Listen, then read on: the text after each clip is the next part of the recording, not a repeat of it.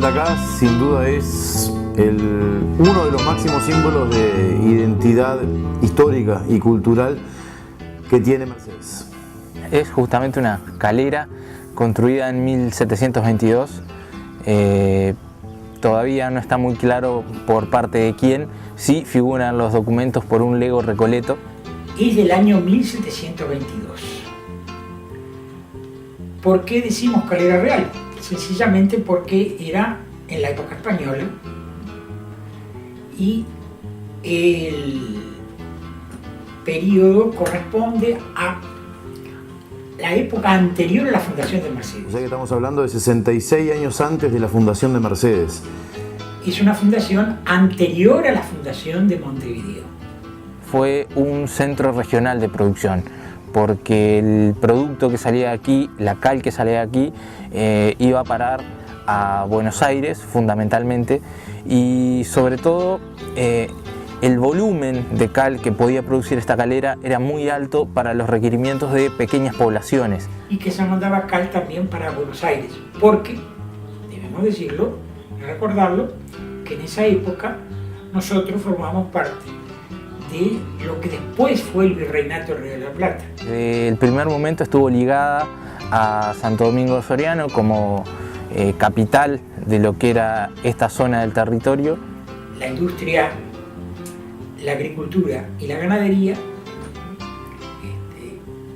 nacieron en estos territorios que en aquella época evidentemente no era Soriano, no, porque todo era la banda oriental. Cumple una función para la época esencial, la función de proveer de cal a la máxima ciudad en expansión del Río de la Plata en aquella época, que era Buenos Aires. La cal tenía una función específica para la construcción y por lo tanto había una necesidad imperiosa de esa cal. La cal viva se utilizaba para hacer las argamasas que unen los muros, y por lo general, no es exclusivo, la cal apagada se utilizaba para reboques, para pinturas, para ese tipo de terminaciones de lo que es una construcción, una estructura. Acá la región tenía todas las condiciones para producir cal. Primero que nada, piedra caliza, materia prima, buenas vías fluviales para transportarla, buenas vías fluviales también para apagar la cal, mucha leña de alta calidad para llevar los hornos a la temperatura necesaria para producir el proceso. Tenemos muy buena circulación de vientos para poder mantener la combustión de los hornos, y tenemos otras rocas como es la arenisca silicificada roja de la formación Asensio, que es la piedra con que están construidas las estructuras, que también la tenemos a muy poquita distancia. Entonces el área de captación de los recursos era muy estrecha, y lo que hacía que la relación de costo-beneficio que tenía este lugar fuera muy alta. Entonces todas esas variables se conjugan para que este espacio, para que esta partecita del territorio tenga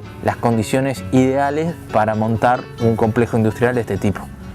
Bueno, y a su vez también una región apta desde el punto de vista geográfico, en el sentido de que el declive que tenía el lugar, la barranca donde se ubican los hornos, favorecía la carga de los hornos por la parte superior de la barranca, en una época donde los medios mecánicos no eran demasiado grandes, ¿no? Por lo tanto había que abreviar determinadas circunstancias con detalles geográficos del terreno que podían favorecer, por ejemplo, la cargada de los hornos. La piedra caliza, bueno, se extraía de las canteras. Aquí abajo podemos observar todavía restos de lo que eran esas canteras. Se saca en grandes filones de piedra y se carga por la parte de arriba en los hornos. Los hornos están empotrados en la barranca, aprovechando también la topografía que tiene el terreno, y tienen dos bocas. Una boca que es la que está en la cota inferior, por la cual se cargaba la leña, y una boca que está en la parte superior del terreno, por la cual se cargaba la piedra. La demanda que hubo desde Buenos Aires ponía este lugar en el contexto geopolítico de la época como un lugar realmente de referencia. Al paso del Río Negro, cercano a la calera, se le llamaba el Paso de la Calera. Donde alguna vez estuvo la Calera Real del Dakar, se funda posteriormente la Villa de Mercedes, en la época en que se trata de sacar la ciudad que existía, que era Villa Soriano, desplazarla hacia otro lugar. Entonces, en el desplazamiento se llega a la fundación de Mercedes. Cuando el padre Manuel Antonio de Castro y Careaga, que era cura párroco de Santo Domingo Soriano, quería trasladar o levantar una ayuda de parroquia, como decía él, pedía a las autoridades bonaerenses, porque la capital era Buenos Aires, de toda esta región, pedía que hacerlo en el Paso de la Calera. ¿Por qué? Porque era el punto de referencia que se tenía en esta inmensidad de los campos. Por lo general podemos ver una asociación casi directa entre las ubicaciones de los saladeros y las caleras. Por lo general siempre al lado de una calera había un saladero. ¿Para qué se utilizaba la cal? Para el proceso inicial de toda la etapa de la faena y de la extracción de los cueros. Justamente se utilizaba para eso, para pelar los cueros del animal se utilizaba la cal. Era el primer uso. Entonces hay una relación directa allí entre estos dos tipos de industria y que es recurrente en todo el país y a nivel mundial. Se supone que, por ejemplo, las carneadas en la vuelta serían frecuentes, porque acá estábamos hablando de la cultura de la vaca, por lo tanto todo lo que la vaca producía era aprovechable por aquel entonces, o sea, el cuero para las viviendas y para el intercambio comercial. Tenía que haber mucha gente trabajando porque el trabajo del calero es un trabajo muy duro, es un trabajo que tiene muchas etapas y es un trabajo que para poder hacer funcionar una calera de este tamaño seguramente requería mucha gente. La técnica y la mano de obra estamos hablando de 1700, o sea que era muy rudimentario y absolutamente manual en todos los aspectos. Lego Recoleto era alguien vinculado a la religión, que no sería un sacerdote en sí. Creemos nosotros que es alguien perteneciente a la orden de los franciscanos. Se presume que la gente viviría en algunos ranchos ahí en la periferia, muy cerca. Muy probablemente han entrado en relacionamiento con los indígenas que habitaban esta zona. No hay mayores registros sobre su interrelacionamiento, pero se presume que el relacionamiento tiene que haber existido. La cal salía de acá vía pequeñas balsas que se cargaban aquí mismo en la orilla del arroyo de acá.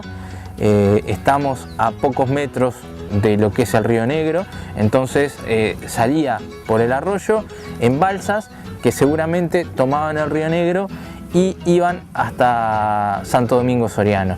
Allí en el puerto de Santo Domingo Soriano, que era un puerto de mayores dimensiones, en el cual había un flujo de embarcaciones mucho más grande. En el ida y vuelta comercial de productos que iban para aquel lado, como podía ser carne, tasajo, cueros, leña, cal, es muy probable que en la vuelta de los barcos que venían generalmente con manufacturas que aquí no se hacían, también hayan venido muy probablemente las ideas revolucionarias que, por ejemplo, ambientaron la revolución de 1811. Pero bueno, son historias que están ahí para investigarse y para tratar de ser contadas, sin dejar de desconocer este hecho de que sea la primera industria o la primera manifestación industrial que hubo en el Uruguay.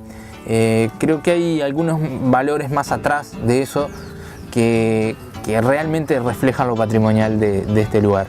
No debemos perder nuestra característica, nuestra individualidad. Es decir, la calera, el castillo de Maguá, la Rambla de Mercedes, tantos lugares, no vamos a entrar en detalle, pero forman parte de la evolución de Mercedes. Es decir, nosotros no somos el producto de una cosa espontánea, sino que es el resultado de todo un proceso. Y eso es lo que tenemos que rescatar, porque cuanto más conozcamos, más vamos a valorarnos. Y la idea de patrimonio, a mí me viene inmediatamente el concepto básico de identidad, o sea, lo que nos identifica, lo que nos pertenece, lo que nos hace únicos.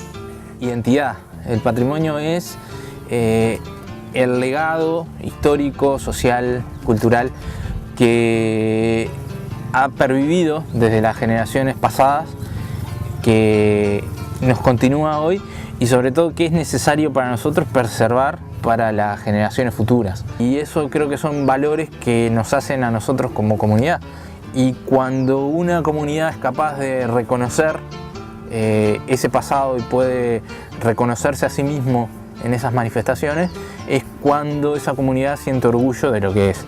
Un pueblo que reconoce su pasado es un pueblo orgulloso de lo que es.